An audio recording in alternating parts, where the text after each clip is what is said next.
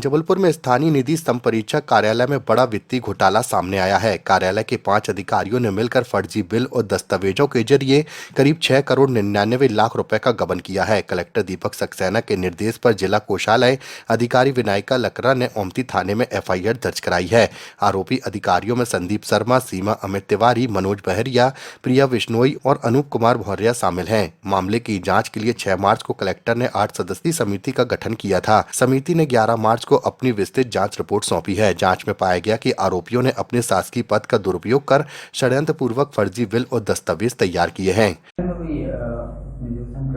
मामले हैं उसमें एफआईआर की दर्ज अभी कार्रवाई करवाई है, क्या पूरा मामला था, किस प्रकार से कार्रवाई की? देखिए, जैसे आपको पूर्व में जानकारी लगी थी, स्थानीय संपरीक्षा निधि कार्यालय के अंतर्गत आने वाले जो भुगतान के बिल होते हैं, जो उनके खुद के कार्यालय से संबंधित होते हैं, उनका जो फाइनल बिल के लिए जो भेजे जाते हैं वो जिला ट्रेजरी में भेजे जाते हैं। जिला ट्रेजरी में ऐसे 2 बिल पकड़े गए थे जिसमें उसमें जो वर्ड लिखे गए थे और जो न्यूमेरिकल वैल्यू थी वो गलत मिली थी, मतलब उसमें मिलान नहीं हो रहा था। मिलान ना होने के चक्कर में उसको रीवेरीफाई करने के लिए जिला ट्रेजरी ने पुनः जो है लोकल ऑडिट फंड वाले कार्यालय में भेजा था। जब वहाँ भेजे गए वो बिल, तो वहाँ से हम लोगों को जानकारी मिली कि इस प्रकार के कोई भी बिल उस कार्यालय से जनरेट हुए नहीं हैं।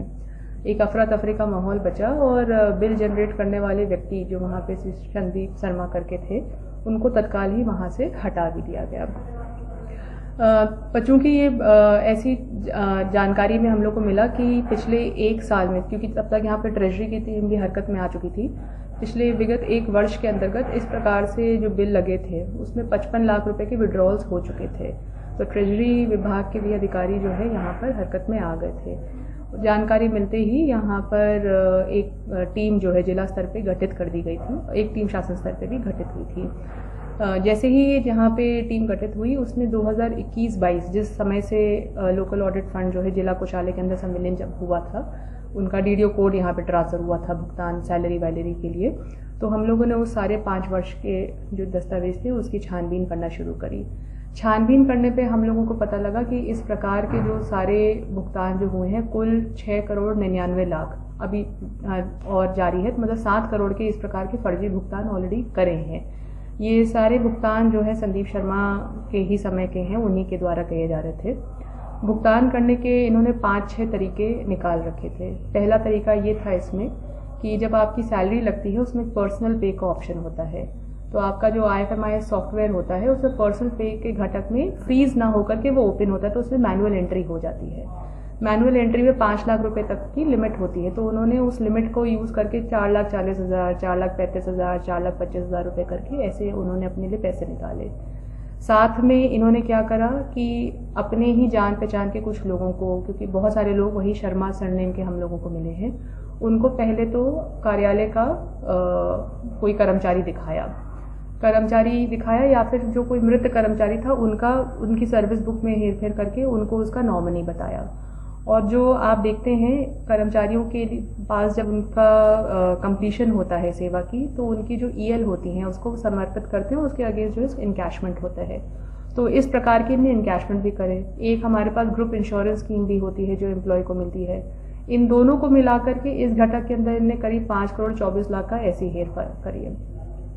इसके अलावा कुछ व्यक्तियों को सैलरी भी जनरेट करी, उनके लिए भी इन्हें यही प्रक्रिया अपनाई कि उनको एम्प्लॉय बनाया, एम्प्लॉय का DDO कोड जो है अपने ऑफिस में ट्रांसफ़र कराया और उसको सैलरी जनरेट करने लगे।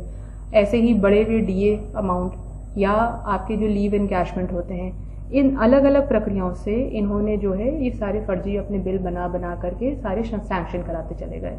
ये मामले पकड़ में इसलिए नहीं आए क्योंकि ये सारा जो आहरण होता है कॉमन पूल से होता है। ऐसा नहीं होता कि किसी का खाता बना होता है तो पता लग जाए भाई आपका तो कोई खाता ही नहीं है वहाँ पे, तो आपका पैसा निकल जाता है। कॉमन पूल के आहरण होने से वो इंटरनल टूल नहीं था और ये इतनी समझदारी से करते थे कि इस वजह से कभी ये ऐसे पकड़ में नहीं आए। परंतु जब हम लोगों ने बहुत डिटेल जांच करी और इसमें जो एक फाइनेंस की संहिता भी होती है उसकी भी समझ पकड़ी हम लोगों ने, तो इसमें पता लगा कि जो सारे बिल बनते हैं उसमें 3 स्टेजेस में आपके होते हैं। एक क्रिएटर होता है, एक उसको क्रिएट करने के बाद बिल को वेरीफाई करा जाता है और तब जाकर के अप्रूवल के स्टेज पे उस चीज़ को बिल को पारित करा जाता है। ये तीनों ही स्टेज में जो है ये इसलिए बनाई गई हैं ताकि हर स्टेज पे इसको चेक किया जा सके।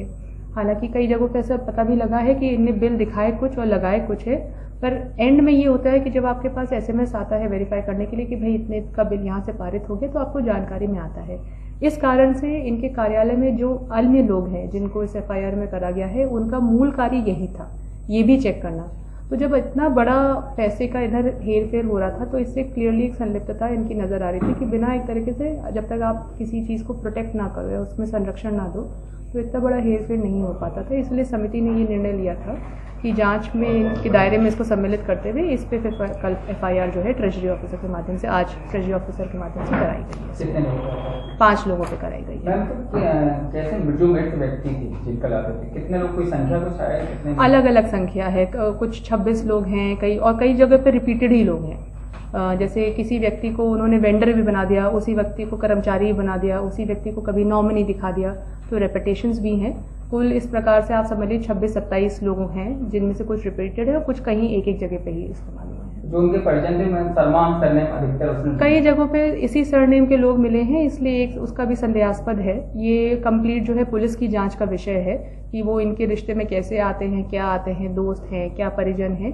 तो इसलिए इसको भी जो है हम लोगों ने बता रखा कि किन किन उसमें सूचियां संलग्न करवाई गई हैं कि किन किन लोगों पे जो है हम लोगों को डाउट है कि ये सरनेम्स जो है सेम होने से एक बार देखा जाए, क्योंकि ये एम्प्लॉय कोड्स में कहीं हम लोग को पकड़ में नहीं आए हैं। रकम और बढ़ने की संभावना हो सकती है, क्योंकि हमने जैसे बताया कि अभी 5 साल के ही दस्तावेजों का हम लोगों ने करा है, क्योंकि 5 साल पहले ही लोकल ऑडिट फंड को जो है डीडीओ कोड उसका जो है यहाँ पे शिफ्ट करा गया है ट्रेजरी में। उससे पहले एक नगर कोषालय होता था, उसके दस्तावेज मास्टर डेटा जो है स्टेट पे वैसे भी इसकी छानबीन चल रही है।